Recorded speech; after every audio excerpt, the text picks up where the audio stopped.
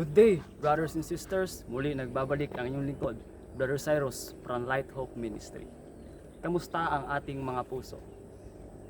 Ngayong buwan ng Valentine's Day na maraming nagdidiriwang ng kanilang mga minamahal, mga partner sa buhay.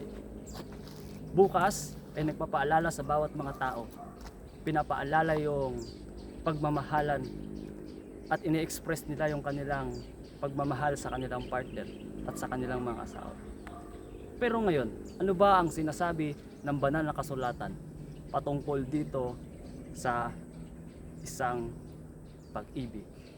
Sabi sa Aklat ng Awit chapter 4 ay chapter 147 verse 3, ang sabi, pinapagaling niya ang mga may bagbag na puso at tinatalian niya ang kanilang mga sugat. Ang kagalingan ay hinahangad ng bawat isa sa atin. Ngunit ang pagpapagaling ay hindi lamang tungkol sa katawan. Marami sa atin may mga sugat na hindi nakikita. Mga nasirang pangarap, mga panalangin tila walang sagot. Pagkakasala sa nakaraan, kalungkutan at tahimik na sakit puso. Maraming mga tao na labis ang kalungkutan ng kanilang puso. Grabe yung kanilang dinanas. Maraming tao din ang nasaktan na puso at marami ring taong gustong makasumpong ng kagalingan ng kanilang puso.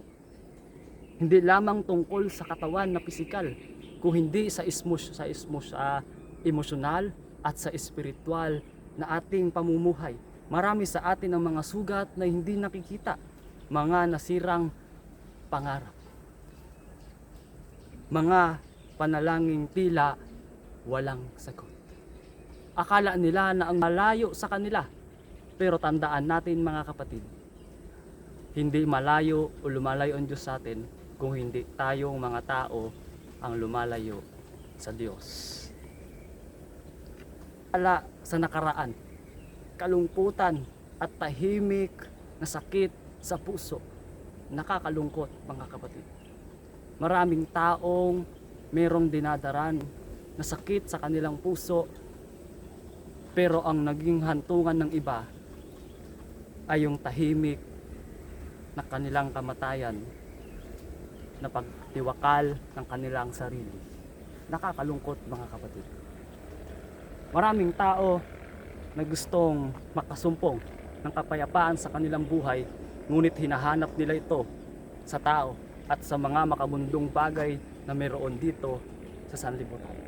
Mga kapatid, inaanyayahan tayo ng ating Panginoon na hindi sa tao nasusumpungan ang kagalingan ng ating puso, ng ating pisikal na katawan, ang ating espiritual, kung hindi hinaanyayahan tayo ng Panginoon na lumapit sa Kanya. Pinapaalala ng Biblia na ang Diyos ay hindi malayo sa ating pagdurusa. Siya ay malapit sa mga bagbag na puso, hindi sa mga tao na punong-puno ng kalayawan, kasayahan sa buhay. Kung hindi, sabi dito, siya ay malapit sa mga taong bagbag ang mga puso. Hindi malayo ang Diyos sa atin kung hindi ikaw ang lumalayo sa Diyos. Kapag sinabi ng mundo na magpakatatag at magpatuloy, inaanyayahan ng Diyos na lumapit sa Kanya ng buong katapatan. Kapag merong dinaranas ng mga pagsubok ang tao, ang sinasabi ng mundo ay magpakatatag ka at magpatuloy. Pero ang sabi ng Panginoon, inaanyayahan ka ng Diyos na lumapit sa Kanya ng buong katapatan. Tapat sapagkat ang Diyos kailanman hindi naging tapat sa atin. Siya ay tapat sa lahat ng bagay, sa lahat ng oras, kailanman hindi Kanya pinabayaan. Mahina, sugatan at nangangailangan. Hindi Niya minamadali ang proseso. Kung hindi dahan-dahan Niyang tinatalian ang ating mga sugat sa bawat isa sa atin. isang ministeryo ni Jesus, ang pagpapagaling ay hindi lamang himala, kung hindi ngayon sa atin at sa lahat ng nanonood, ang misteryo ng ating Panginoon ay hindi himala, kung hindi ito ay mensahe sa atin. Sa tuwing nagkapagaling si Jesus, ipinapakita niya na ang Diyos ay may malasakit sa sakit ng tao.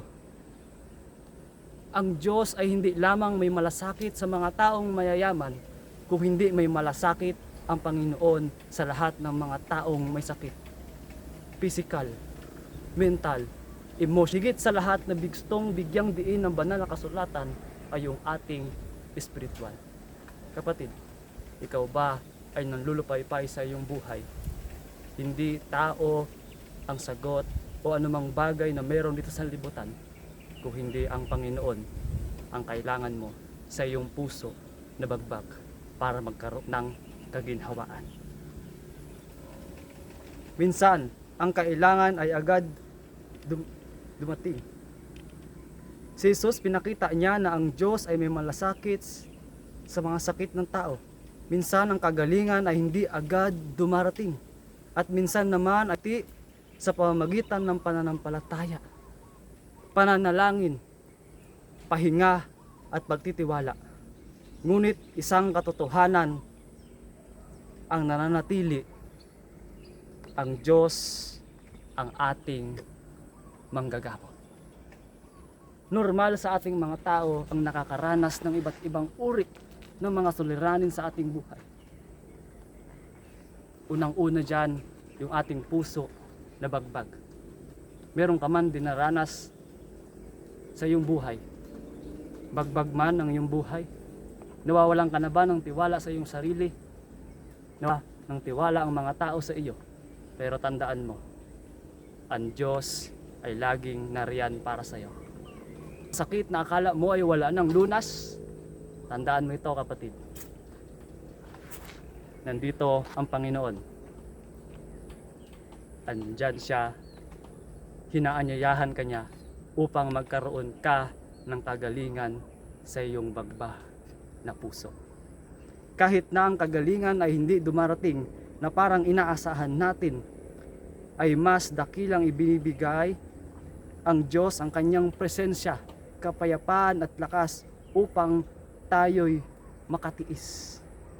Hindi niya sinabi na ang buhay natin ay hindi na makakaranas ng iba't ibang uri ng sakit na ating dinaranas, kung hindi ang sabi dito, binibigay sa atin ng Panginoon yung kanyang presensya. Yung kahit na saan tayo, ramdam natin na may Diyos. Pangalawa, kapayapaan. Kahit tayo ay matulog na, bago tayo matulog, alam nating merong mga suliranin sa ating buhay. Pero nagkakaroon ng kapayapaan dahil mayroong Panginoon sa ating buhay. Pangatlo, lakas upang tayo'y makatiis. Yung tiis na yan na sinasabi dito, yan yung magbibigay sa atin ng lakas upang harapin lahat ng suliranin sa ating buhay. Na hindi ka nag-iisa, kasama mo ang Diyos. Pagpalain tayo lahat, mga kapatid. Naway meron tayong napulot